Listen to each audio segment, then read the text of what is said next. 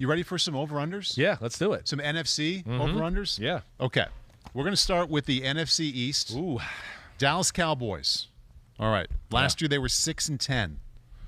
50% jump to 9. 9 is the number for the Cowboys. I can't go over with that. I'm going under. It was nice of you to disagree right away. I'm going over. You're going to go over? I can't buy into it yet. No Dak I'm on Prescott. 10-7. No, you're going to go 10-7. Well, I mean, take the over with a 9. Yeah, I guess you have to go 10. I'm saying 10-7. Yeah. I'm saying 10. All right. Yeah, I can't jump on it yet. I haven't seen Not Dak. convinced with Dak. The defense. I got to see some more evidence of it. To me there was nothing that points yet to where I'm just going to go, oh, I mean, they were going to be exciting. I think they can put up some points. I love Dak, but I don't know if he's going to be 100% Dak. So that's the biggest thing. That, to me, is the biggest thing. I think is that just the shoulder, even the foot still. Can he move quite the way he wants? And then, of course, I know Dan Quinn's there and the defense is going to be better, but, I'm not like, oh, no, watch out, Dallas's defense is totally going to turn it around. I mean, there's nobody in the secondary I love. The defensive line's solid, but I don't look at it and go, oh, wow. Yeah. I mean, maybe DeMarcus Lawrence can jump back on the scene and be the guy he was maybe 2 or 3 years ago. Yeah. The linebackers are the one part of the defense where I go, oh, they could Pretty be good. Van Der Esch and Michael Parsons and Keanu O'Neal down there in the second level. That could be special. But I got to see more first before I buy into that. I can't jump on that wagon yet. Make me feel bad for taking you over there right out of the gate. That's good. Boom. This is Eat good. it. More fire than coming out of the gate last time. All right, Washington. Yes. 7-9 last year. Yeah.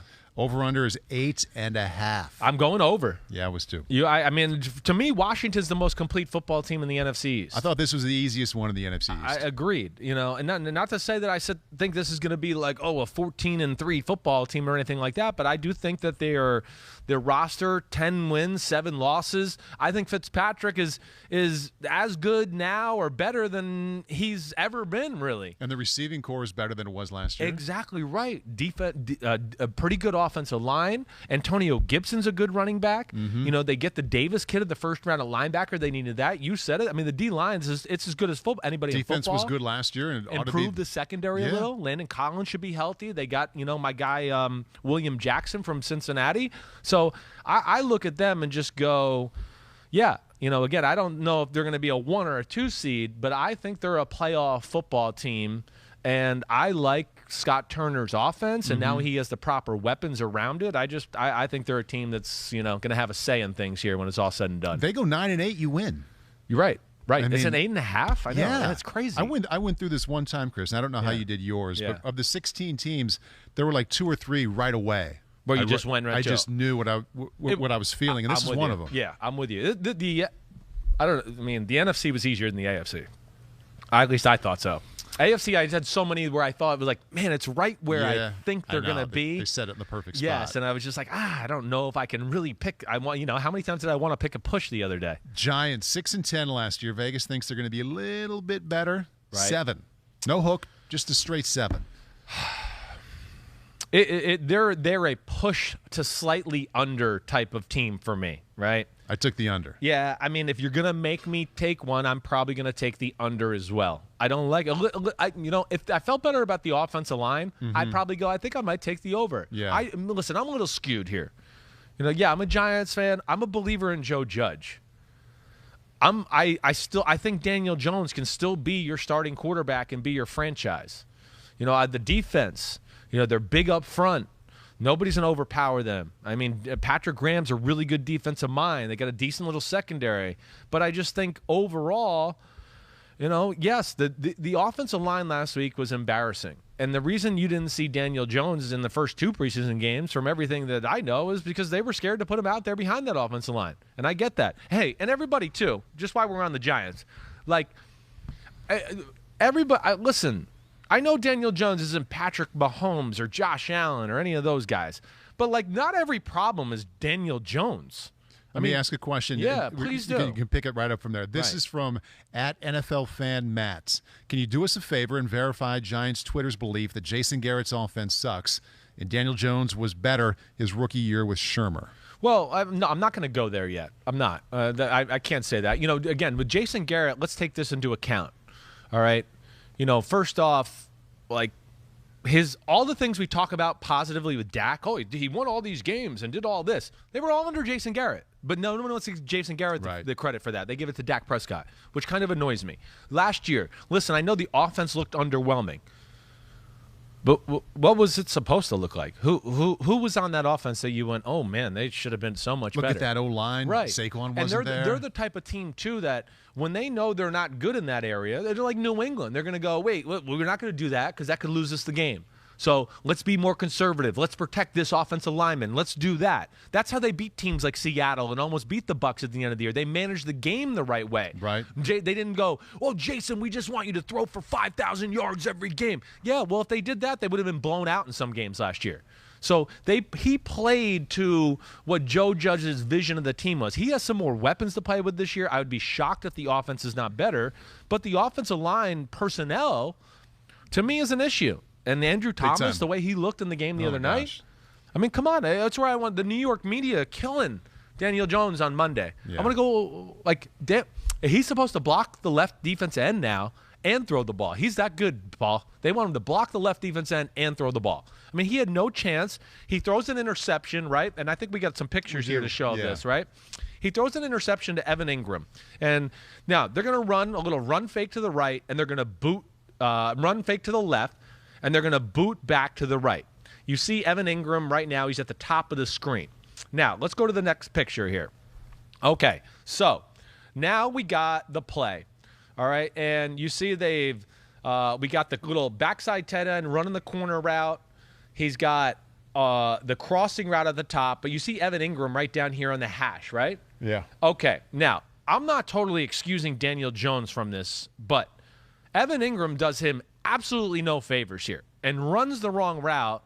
And 88 is Evan Ingram. He's right there on the 3-yard line right next to the hash in case anybody can't see him. Hopefully you're watching on YouTube and you don't have to listen to me explain this too thoroughly. Now, let's go to the next picture. Evan Ingram screws him first off. He screws him. He goes, as you see right now, his route is supposed to be flat down the line. Just flat down the line. Okay? And I know, I know he's not going to be open if he goes flat down the line. But the other thing that might happen if he goes flat down the line, too, is Daniel Jones can maybe, as Evan Ingram comes down the goal line towards the pylon, maybe he has the chance to turn the corner and run and do something like that. But Evan Ingram fades into the end zone. So let's go to the next picture. And within that, he's doing him like, sit down, stop, right there, stop. You're going to get the ball. That's what he's expecting him to do right here. This is why he throws the ball the way he does. He's thinking like, wait, there's a guy out in front of you, gear down, give me your chest, and we've done this a million times in practice. For some reason, Evan Ingram continued to float into the end zone. Now he's 5 yards deep in the end zone. Daniel Jones throws him a ball thinking he's going to slow down and stop. It ends up being behind him. Yeah, okay, we can blame Daniel Jones and go, hey, don't let one mistake become two mistakes and those type of things. See, I just said it. There we go. But he was anticipating the guy to stop, sit there, and I'll hit you right in the chest, and it would have been a touchdown. If you're watching on YouTube, the ball made it through those two defenders that are 5 yards apart. I don't know what Daniel he's Jones doing. found the open spot. Right. So he was getting ready to release, and Evan Ingram made it look like he was going to kind of gear down, and then all of a sudden decided to keep going and kept drifting. Yeah. And it's an example of let's not blame everything on the quarterback. And I know we're going to blame him a lot, but, man, there's other issues there right now with the Giants, and we'll see where this goes. But the criticism is so harsh of Daniel Jones up here right now, and that does bother me. However, two votes on the under with the Giants over-under set at 7. Yeah. One more team, the Eagles. They won 4 times last year. Vegas thinks they're going to win 7 this year. I don't see that. I don't get that. No, I don't get that either. Now, I'm going under. I don't think we're going to see like a 4-13 type year. I'm going to go 5-6 wins. I think that's about right. But to win this bet, they would have to go 8-9. I don't. No way do I see that happening. Right. At least I gotta see it to believe it. That's one of those. I will say this: if there's one positive about the Eagles, okay, it is that they have a chance to have an unbelievable dominant offensive line. where I look at that and go, okay, that gives them a little bit of a fighting chance. It's a good place to start. It is a good place to start. And then on the defensive line, the same thing, where I go, man, there's a lot of good, big people. They got some decent edge guys where they're never going to be in a game where I'm going to look at and go, the Eagles are just going to get plowed. They're going to get plowed and overrun. So that gives them a fighting chance to maybe where we're both wrong. But I got to see it. Nick Sirianni, new head coach, Jalen Hurts. How much has he developed as a thrower? He only played 10 plays in the preseason. Yeah. So I got to see some of that before I'm jumping on the over there. At Adam Blackhall asks, Paulie B, how could you ignore my Eagles the other day when you said the Broncos had the weakest quarterback room? Although I reckon we could get a sitcom from the Phillies QB from the quarterbacks with the main guy Hurts, the old guy Flacco, and the new quirky neighbor Minshew. Yeah. Well done. Well, to his point, first off, that's why the Eagles are involved in the Deshaun Watson conversation. Yeah. They understand that their room's a little underwhelming.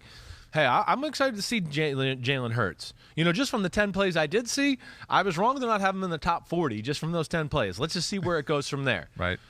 And Nick Sirianni, along with Shane Steichen, hey, I still think the Chargers made a mistake letting Shane Steichen out the door.